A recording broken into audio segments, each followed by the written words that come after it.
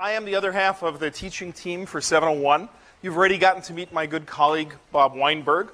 My name is Eric Lander, and Bob and I are both faculty here in the biology department. In fact, we're both members over at the Whitehead Institute for Biomedical Research. In fact, we just spent the whole weekend together at the Whitehead Retreat. And so Bob and I have been doing this course together for a number of years, and we very much love it. I'll take a brief moment and introduce myself, since I haven't had the opportunity to do so yet. I am by training, well, actually, I'm really a geneticist. By training, I'm actually a pure mathematician. That was actually what my undergraduate degree was in, and even my PhD was in, but then wandered into biology. And for the last almost 20 years, I have been doing genetics in some form or another. So I love genetics and look forward to talking to you a lot about genetics. And it's really lovely that my first lecture today is actually going to be our first introduction to genetics. I am, just for other backgrounds, I direct this new Broad Institute that is here, and it's actually a joint institute between MIT and Harvard. And you will know it now as a hole in the ground next to Legal Seafood. If you see a bunch of cranes and things opposite the biology building and opposite Legal Seafood next to the Whitehead, that's the Broad Institute. And we have ambition someday to be more than the hole in the ground, but to actually rise above the ground. And the Broad is about genomic medicine and using genomes and things like that. And the Broad Institute includes this center at MIT that was one of the leading participants in the Human Genome Project. So that's a lot of what I do with my day job, in addition to teaching, is work on things like the Human Genome Project. And now that we actually have a sequence of the human genome, figuring out what in the world it all means. And I hope I'll get a chance to tell you during the course of this class about the human genome and about what's in it and things like that. Like I say, that's one of the things I tremendously love about teaching biology, as opposed, if I can get in trouble, to any of the other required introductory courses, is that our curriculum changes every year because the field is moving so rapidly. I look back at what we taught 10 years ago in this course, because I've been teaching it that long, and all sorts of open questions now we know the answers to and are part of the curriculum. Some of the things we thought we knew or we now know are false, and we know new things. And every year we get to introduce new stuff. And I know, I mean, with all due respect to calculus, it's just not the case for calculus that there's anything really new to introduce. Most of it sort of settled down about 3 or 4 centuries ago. And you know, that's just not the case with what we do. Anyway, so that's why I love it.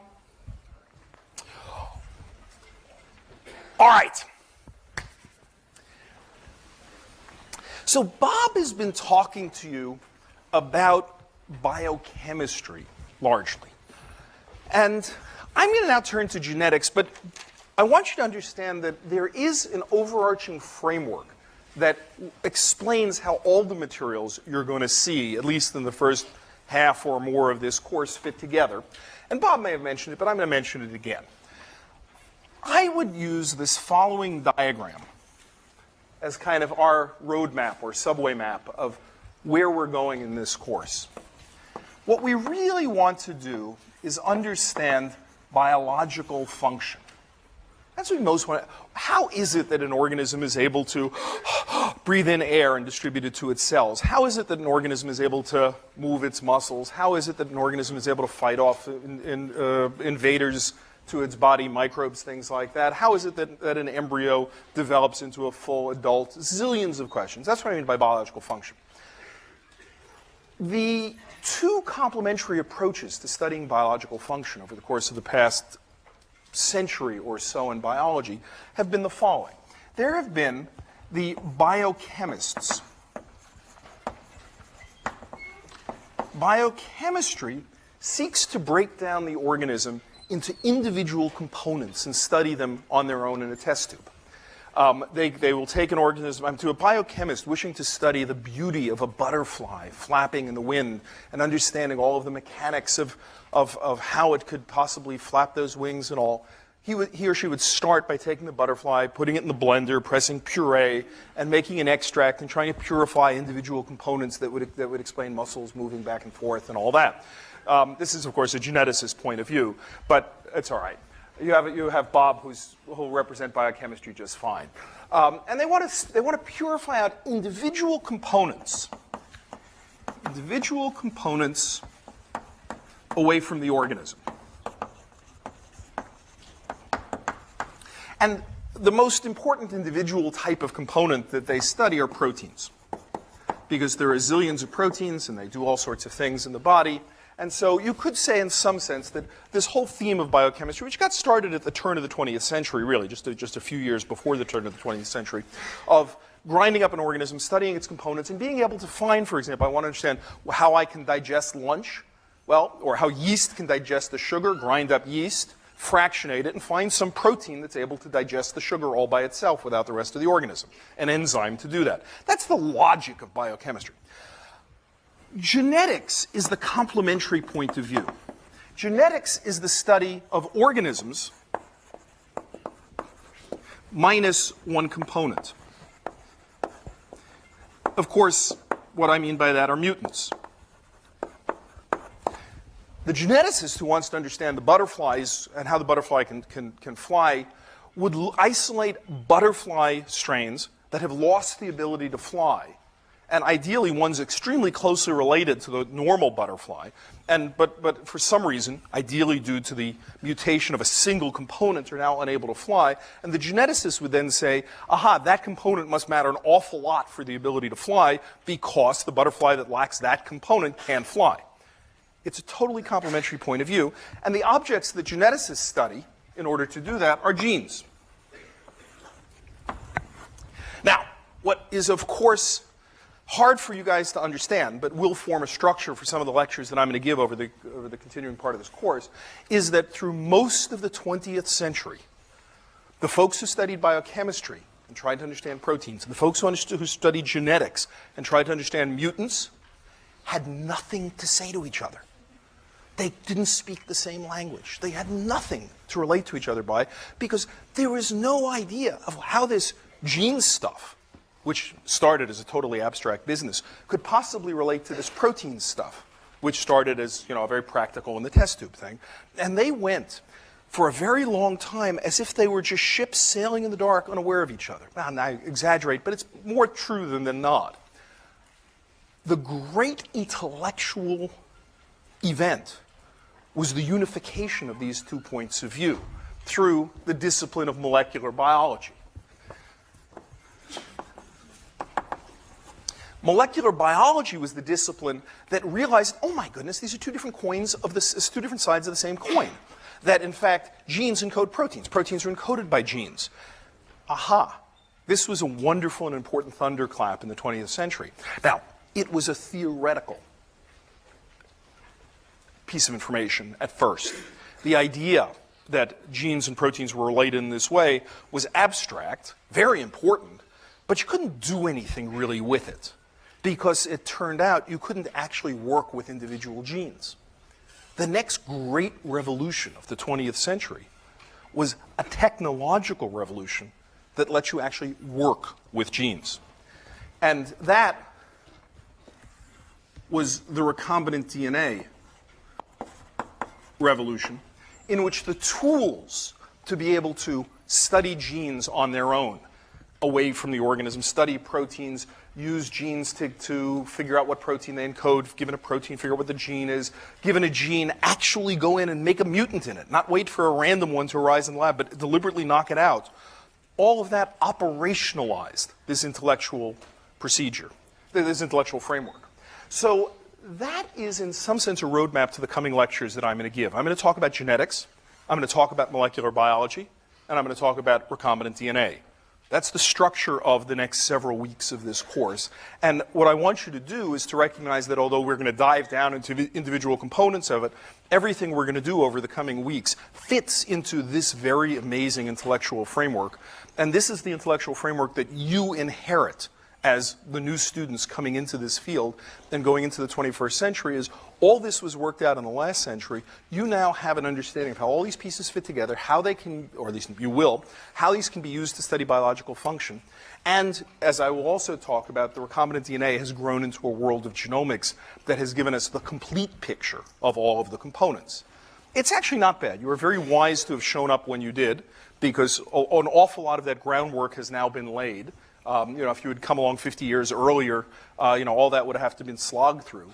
Right now, you have this laid out for you very nicely, and that's sort of what the theme will be. Okay? I would ask, are there any questions? But there should be a zillion questions about that. This is just intended as a framework there. So let's now dive in. Section 1.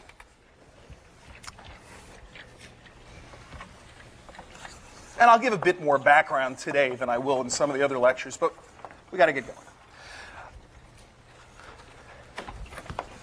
What I really want to do first is talk about, in fact, most of today will be about Mendel. I confess, Mendel is my hero. He is one of my absolute heroes in science. I just love Mendel. And so I'll dwell on him a little bit today. Now, here's the problem with trying to tell you about Mendel. You already know about Mendel, right? Who here hasn't met Mendel and the peas and the stuff and all that in their high school textbooks? So what am I doing talking about Mendel today? Well, I think what you learn about Mendel in the textbooks in high school does not really bring out what really went on with Mendel's thinking, what's really important about those experiments, what's really interesting. And so I want to ask you to put aside what you think you know about Mendel, and let's go back over the setting of who Mendel was, what he was doing, how it all adds up. Because I think in Mendel you can find just the seeds of how to do great science. Now, for starters, let me clear up. I'll take 5 minutes to clear up, 4 minutes to clear up some misconceptions about Mendel. It is generally written that Mendel was this monk working in this monastery, often in the Czech Republic, at that point in the Austro-Hungarian Empire, and he was isolated, working by himself, and it was amazing. He discovered all this stuff. It's nonsense. Mendel working on genetics was no accident. It was the result of extraordinary historical and economic forces over the course of about 3 centuries that culminated in Mendel. Let me briefly explain why. It starts with the age of exploration. Europe starts sending out boats around the world, explorers, to meet other parts of the world in the 1500s. The boats come back. They bring back stories of amazing lands. They also bring back odd plants, odd animals. People begin to look at these plants and animals. They begin to cross them and grow them and cross them and look at the weird, odd combinations of things that are going on. And they say, wow, there's so much more variation out in the world than we thought about. Some of it's kind of useful. We can make new kinds of varieties of plants different than we had before, new kinds of varieties of apples. Now, it turns out that's not just an intellectual curiosity that was the case, because economics was changing in the face of Europe in the 1600s and in the 1700s with better transportation networks. So if you happen to be able to make a better apple, it was good not just for your family, but you would be able to project that through lines of distribution to larger markets. It became economically sensible to invest your efforts in producing a better crop because you could sell it to more people, because unified markets and transportation systems were developing across Europe. And therefore, economic forces began to work toward getting a hold on the understanding of how you could do better breeding. Now, this turned out to be particularly important to the folks in Central Europe, in the Austro-Hungarian Empire, which was the center of the textile industry. They were particularly concerned in the late 1700s about the fact that as the center of the textile industry, they had to be concerned about the raw materials like wool that they used. Wool you could get from Central Europe, but the Spanish had begun producing by breeding better sheep with better wool. This freaked out the guys in the Austro-Hungarian Empire because they were risking now losing this stuff to the Spanish because of their better sheep. And they began around 1800 to say, we better start understanding how to do breeding. They put together societies to understand better the science of inheritance and breeding. By 1820, a society which was not about sheep but about plants, in fact, apples and grapes, the Pomological and Enological Society of Brno was organized, Brno being the capital of the Austro-Hungarian Empire. And this society got all the town fathers of Brno together. In those days, it was just fathers, you know, together in Brno and started this society to encourage the scientific study of agricultural inheritance. And they had this big dinner, and they were, you know, drinking and things. And the speech is actually written down where the president gets up and says, someday the world may be as indebted as it is to Isaac Newton for physics. They may be as indebted to the city of Brno for its contributions to inheritance. which is just scary to read, just eerie to read that in 1820 in setting up the society. That was their high hopes for what they would do. In particular, the president of the society, one C.F. Knapp, was president of the society as a side job. His main job was he was head of the Augustinian monastery in Brno. So he began keeping an eye out for bright young math and physics students, basically, MIT kids coming out of high schools, and he identified a bunch of smart ones and attracted them to the monastery and gave them problems to work on.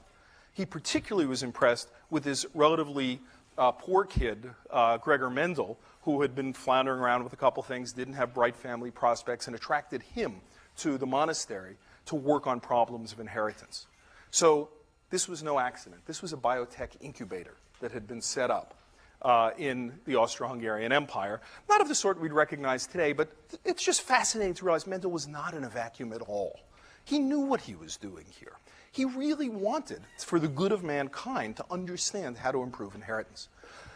But why do we celebrate Mendel today? We celebrate Mendel today because he went about it like lots of people were interested in this problem, right? You could probably find hundreds of people who tried to do something on this problem. Mendel was different because he went about it as a scientist.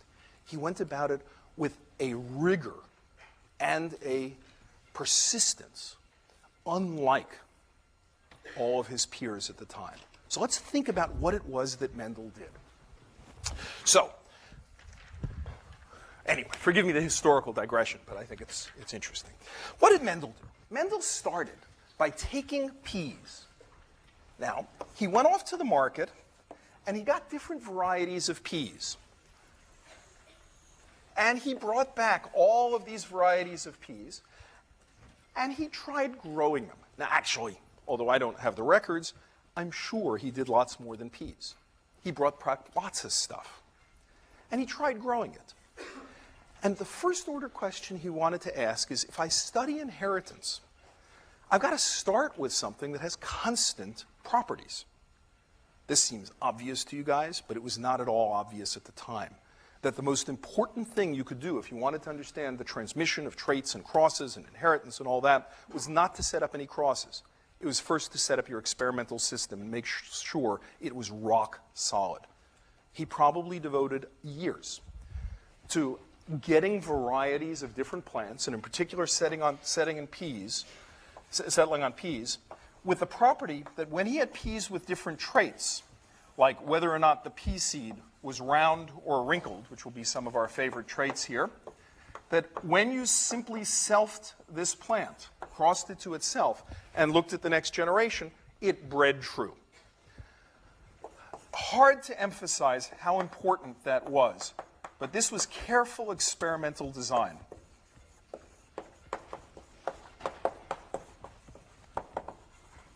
So many biological projects fail because people don't take the trouble to set up a system that's rock solid. They set up a system that's noisy, and you're not really sure you're going to be able to interpret the data, et cetera, et cetera, et cetera.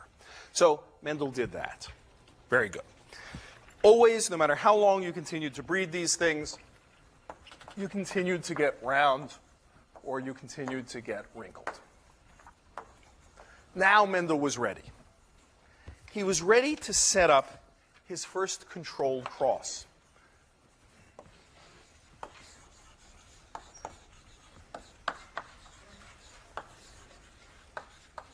So what he did was he took a round pea and a wrinkled pea, and he crossed them together. Now, that's, again, some serious work. You first have to go along to one of the peas, cut off its little pollen-producing organs so it doesn't self-fertilize, because peas will self-fertilize. You've got to cut them off early, make sure it doesn't get its own pollen on it. Then you go over to the other one with a paintbrush, you get some pollen, and you paint the pollen on the first plant. That's how you set up the cross. If you screw it up, you could have self-fertilization, or the wind could carry some pollen for something from somewhere else. So it had to be done very carefully. He set it up, and his first big-time observation was, now, again, I know you know all this, so feel free to chime in. In the next generation, all the peas were round. We denote generations with an F. F stands for filial,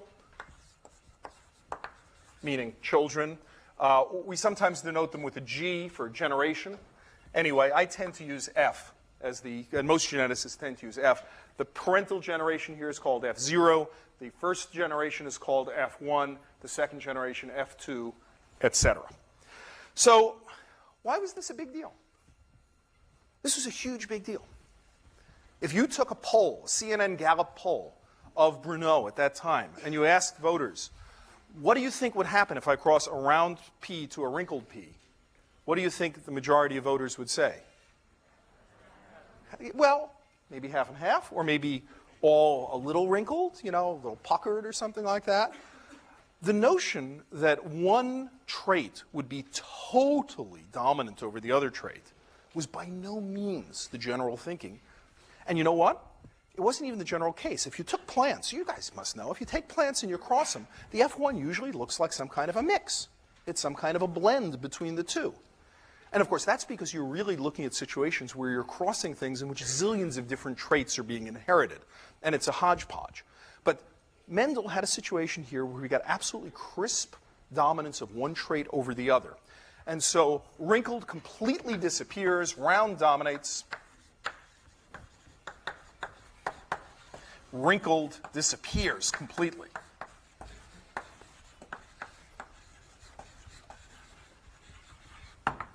Now, next, he does another generation. He goes to the second generation. And here, he does this by selfing this plant. That is, he simply kind of puts a bag over it and lets its own pollen fertilize itself, or he takes a little brush and he brushes its own pollen onto it. And in the next generation, his remarkable thing was he saw some rounds and some wrinkles.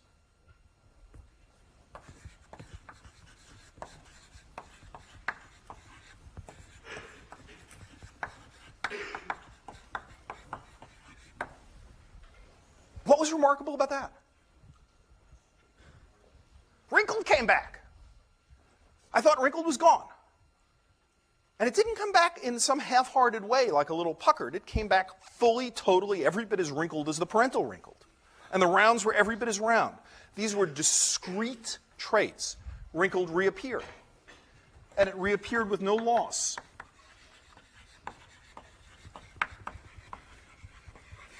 No change in the phenotype, no change in the appearance.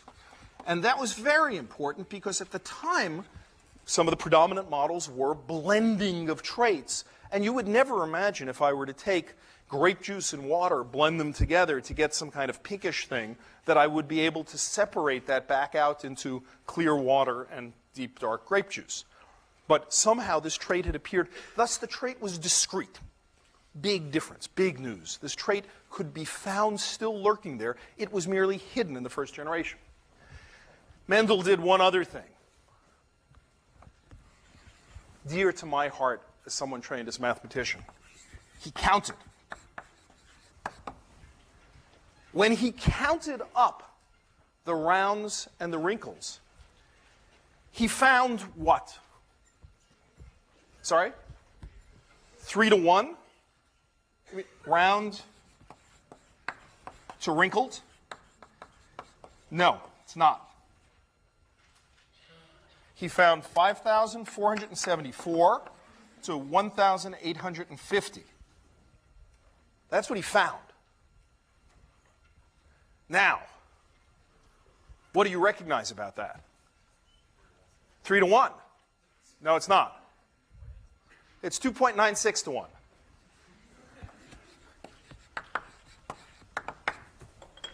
It's not 3 to 1. What's this 3 to 1 business?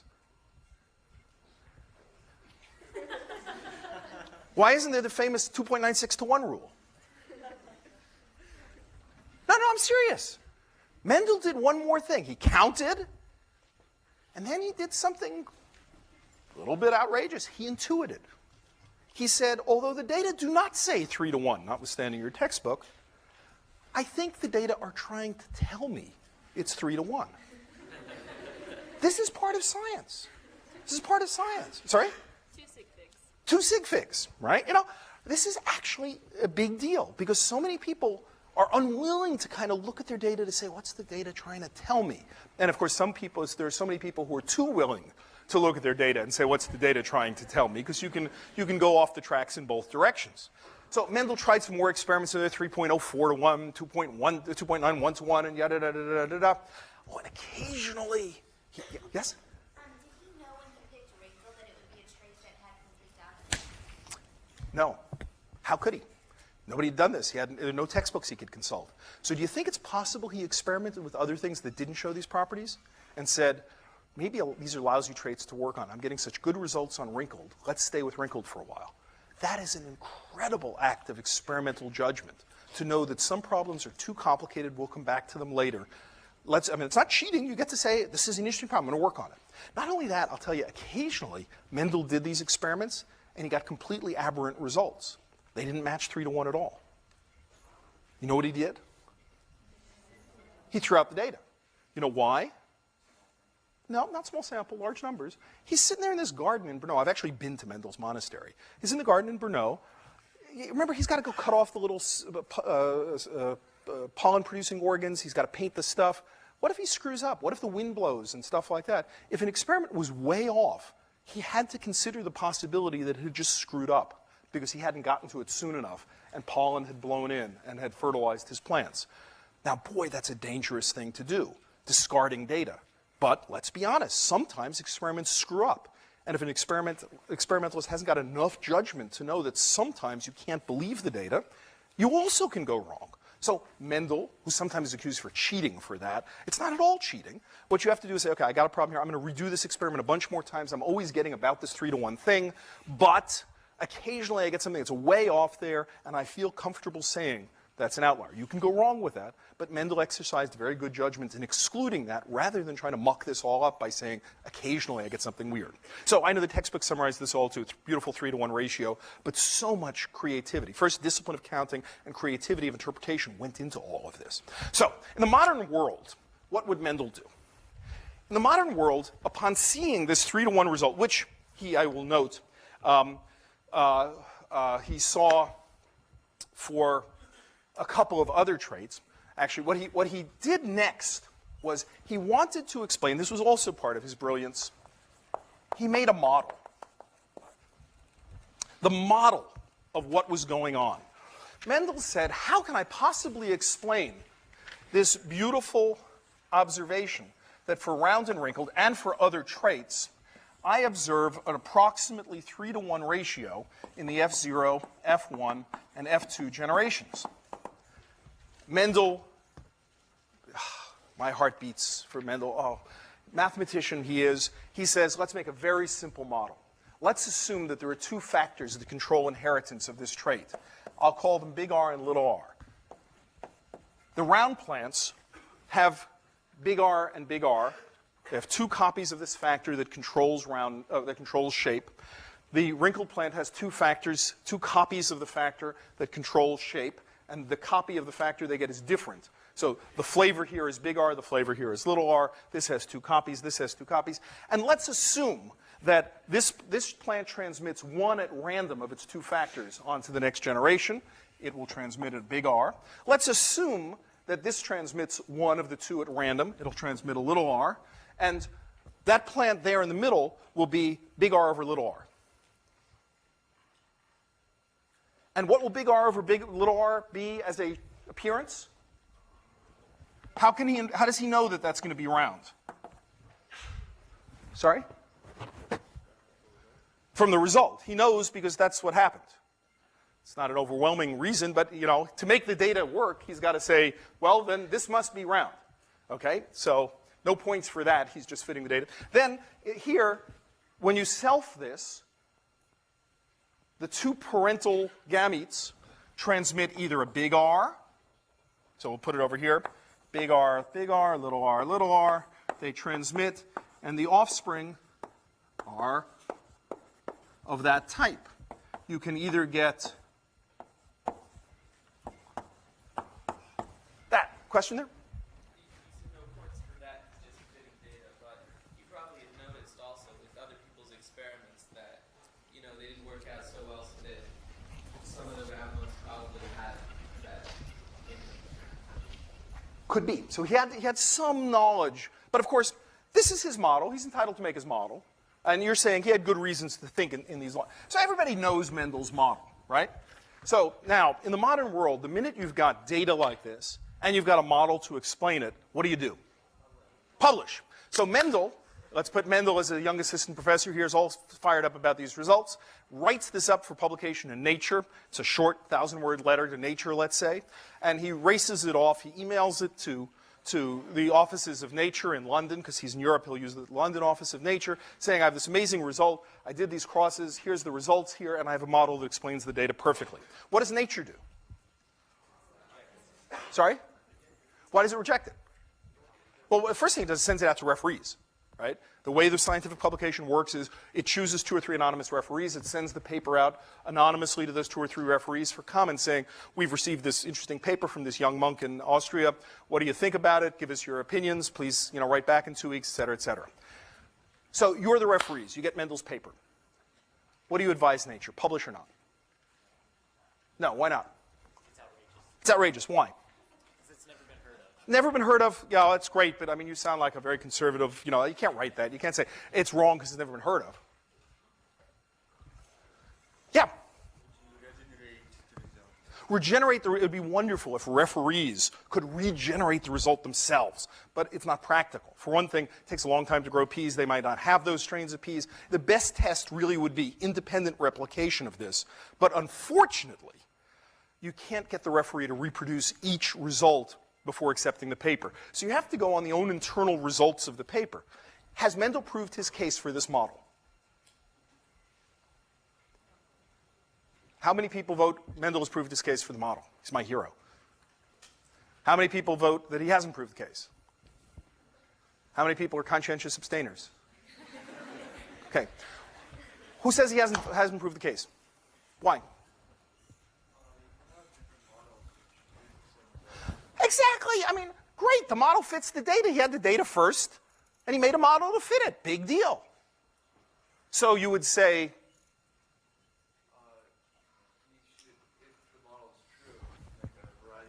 yes, he should be able to make a variety of predictions. That would be a confirmation of a model, at least the beginning of a confirmation of a model, is he could make some predictions based on the model. But an ex post facto model to explain the data you already have, of course you're going to have one. It might be a little, wacky, but you'll always make a model to explain your data. That's not the hard thing.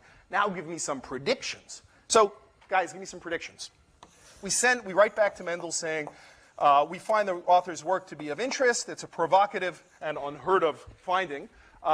It's a fascinating model, but it is just a model. We'd like to see some predictions verified. So what would they be? Sorry? Color. Oh, show me more traits. Yeah. Okay, fine. We want to see more traits.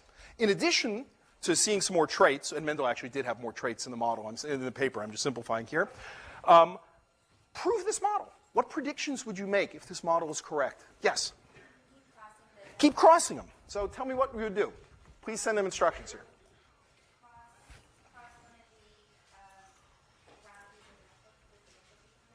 Okay, so you would like me to cross one of the rounds, an F2 round, by a wrinkled. What will happen in the next generation? You have to check, though, to make sure that what the genotype of the round is. How do I do that? I don't have DNA sequencing available or anything, so. See what happens. So what might happen? What is this round plant here? What might it be? And what's the probabilities of that?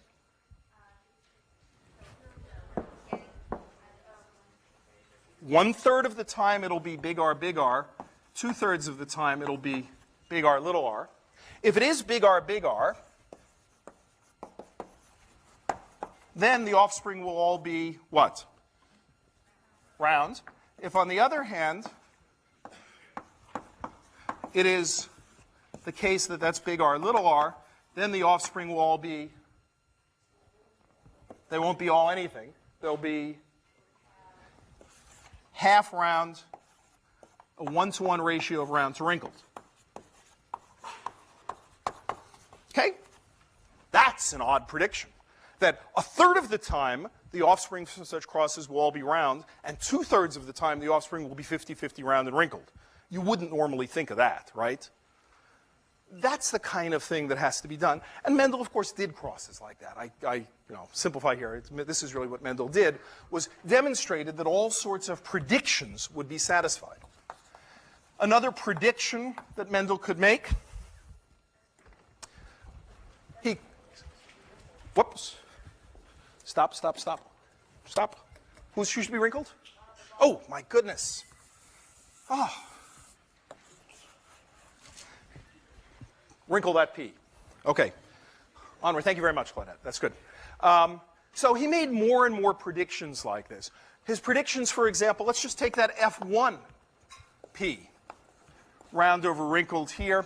If you cross this back with wrinkled, then it's pretty simple, because then always, if this is an F1 as opposed to an F2, you're going to get a 50-50 ratio of round to wrinkled,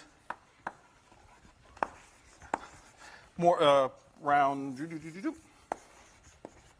to wrinkled. Moreover, these rounds, if you cross them back, will still give you a 50-50, et cetera, et cetera, et cetera. That's science. That's the heart of science, is being able to look at data, intuit what the data is trying to tell you, build a model, test the model. All of that is in Mendel. Okay? So I know you all know Mendel, but this is Mendel, really. Okay? Now, some definitions. I need to give you, so section 2, some definitions, because I've been skirting around using some words here. Okay? Number 1, the word gene. Gene is one of these factors of inheritance controlling a trait.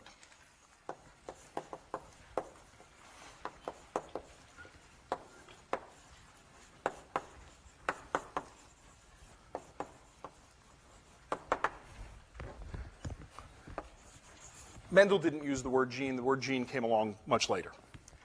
The variant flavors of a gene, big R and little r, are known as alleles, from the Greek word meaning other. These are the alternative forms of a gene.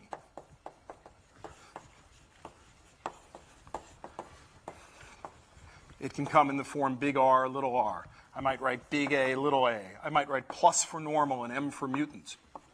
There are a lot of different notations geneticists use for that. The word phenotype means appearance.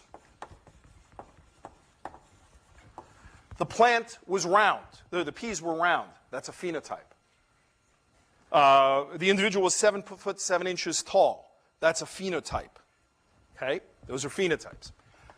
Genotype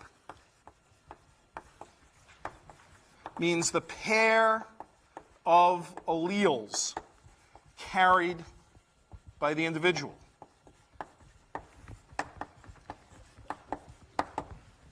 Big R, little r is a genotype. Big R is a genotype. Little r. Those are genotypes.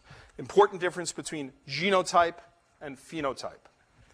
Other important words so we can actually talk to each other. Homozygous or homozygote. A homozygote is an individual who has a genotype that has 2 of the same alleles.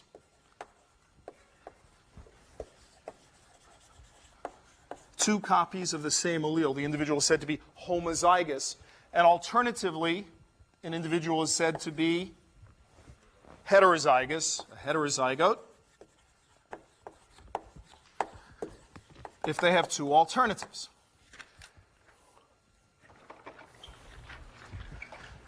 A couple of other important definitions.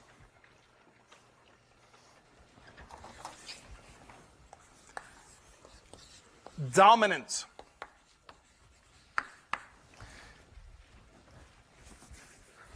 A phenotype, round, is said to be dominant over a phenotype, wrinkled, if what? If the heterozygote shows that phenotype. The heterozygote between pure breeding strains. So phenotype 1, pheno 1, is dominant over phenotype 2 if the F1 of pure breeding strains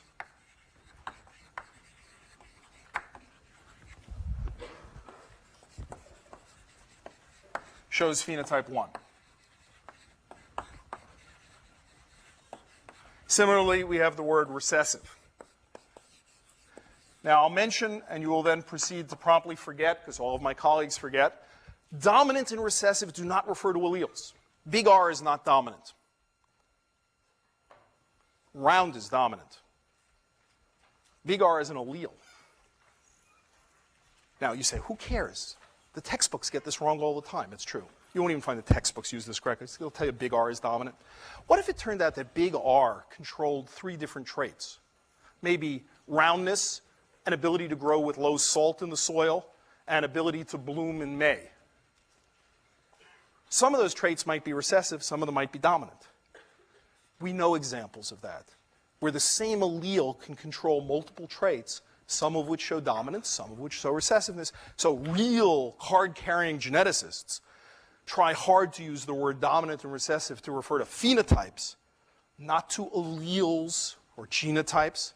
Now, since 80% of the faculty in the biology department don't use the word with that degree of precision, I don't have high hopes that you will either, but I'm going to try to say the words dominant and recessive refer to phenotypes, okay? This is a geneticist kind of hang-up. We all have our shtick, but this is one of mine, is that these really do refer to phenotypes. And it's quite important because otherwise you can get quite bollocksed up. And I'll come to a case with sickle cell anemia where you won't be able to describe the sickle cell anemia allele as recessive dominant or codominant. Okay? Good. Those are some definitions. They're worth knowing. If we get those definitions right, the rest of it's pretty easy. All right.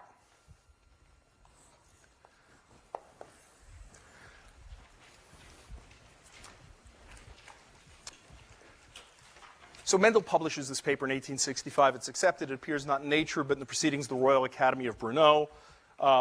And it's published. And what happens? Nothing. Sinks like a stone. Mendel's paper is totally ignored. Nobody really pays any attention to it. This paper, it was sent to many people. Charles Darwin has a copy of Mendel's paper in his files. But in those days, the way printing worked, in order to read a book, you had to slit the pages open. Darwin never slit the pages of Mendel's paper, so it's pretty clear he never read the paper, even though it had the answer to much of what he wanted to know about evolution. No one really read Mendel's paper because it was so far ahead of its time. It just was pretty strange. It had all these concepts, and anyway, you could always dismiss it with that kiss of death of biology. It's just the model, right? You can kill things with it's just the model. People were just not prepared to deal with Mendel. What made it possible? So Mendel, in fact, poor Mendel, maybe he had a good time, I don't think so. Instead, didn't really do much more on this topic of genetics per se, became an administrator, became abbot of the monastery, and did other things, worked on meteorology, etc. And we don't really hear from Mendel again. So what really begins to reignite interest in this is the understanding in the late 1800s of chromosomes. Very briefly, cytologists, people studying chromosomes, studying cells in the microscope. Cytologists are folks who study cells. They noticed these very funny little structures in cells. They noticed these structures that when you stain them with a dye, would stain very funny. They picked up dye in a certain way. And they noticed that they had this very interesting choreography, that when a cell underwent mitosis, these funny things would divide down the midline, and these little X-shaped structures would go to the two daughter cells like this.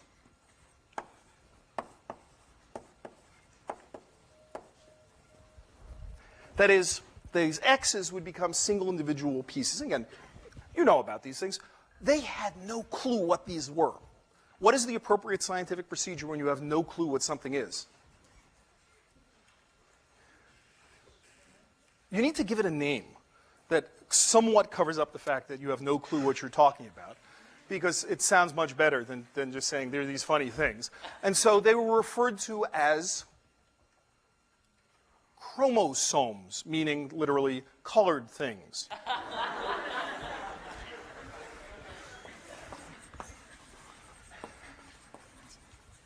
You need to understand these sort of things, okay? So these chromosomes here, these colored things, for lack of any other knowledge of them, that was the property they could be given.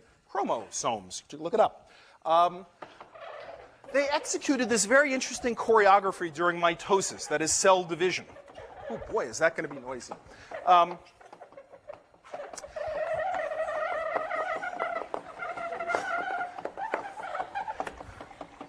Someone should shoot it and put it out of its misery. But, all right. But what they then noticed was the following. And we're going to run just a couple of minutes over. I'm going to keep it short. But they noticed that when when organisms made sperm and eggs, rather than normal cell division, they noticed that these chromosomes, instead of all of them lining up on the midline, lined up in pairs. And the pairs underwent a series of two divisions. There was a first division, which we call Meiosis 1, in which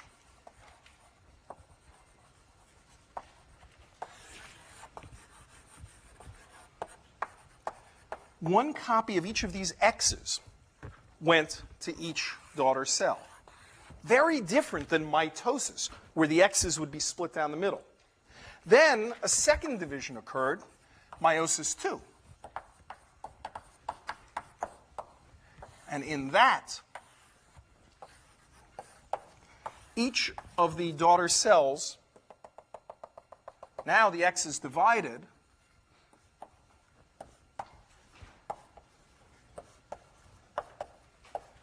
and they got that. This one looked for all the world like mitosis. But instead of, at the end of the day, instead of ending up with 4 chromosomes, here we end up with only 2 chromosomes in each gamete, sperm or eggs. And what happened was, from this pair, one member of the pair was selected. Now, this is either producing sperm or eggs. When a sperm, like that, came together with an egg like that, and fertilization occurred, you get back to 4 chromosomes. You all know this. You learned this in high school. But the important point about this was that people said, huh, things lining up in pairs, one copy of each going to the offspring, then a copy from mom and a copy from dad restoring the pair. Sounds just like what that dead monk was talking about. It was just, the reason people really didn't think much of Mendels' paper was so abstract. What were these genes? He couldn't point to anything. There's nothing concrete. And folks hate that. By contrast, they now began to see things and vaguely remembered that this was just like what Mendel's story was about. And 3 different groups around the world began to redo this work on crosses and all that. And wonderfully, in 1900, 3 groups simultaneously published papers about this. Now, Mendels Law is rediscovered. Now, the explanation here. How does the cytological observations about meiosis explain Mendels' laws of inheritance of traits? Very simply. All you have to imagine is that big R is being carried on one of these chromosomes, little r on the other one, and then half the offspring at big R, half the offspring at little r. All of Mendel's laws can be implemented by simply assuming that genes and the alleles of those genes live on these chromosomes. So it's beautiful, except for one problem. You may remember from your high schools that Mendel also had another law about more than one trait, pairs of traits. Not just did we have this segregation of alleles away for one trait. What was his law about 2 traits? We'll go over this next time. What was his law about 2 traits? Like round and wrinkled and green and yellow? That they would be inherited independently of each other. How would that fit into this model? different chromosomes. They'd be on different chromosomes. But what if I had 3 traits? Eventually, if I had, now peas actually have 7 pairs of chromosomes. So if I study 8 traits in peas, 2 would have to lie on the same chromosome. So then the chromosome model would contradict independent inheritance. So either Mendel can't be right with this other law of independent inheritance that you've learned about, or the chromosome theory can't be right of these living on these physical molecules and getting distributed that way, right? So we have a deep problem, because either Mendel, my hero, is wrong, or this chromosome model is wrong. Now the problem is, we don't have enough time to resolve this today, so we're going to have to come back on Wednesday and figure out what happens.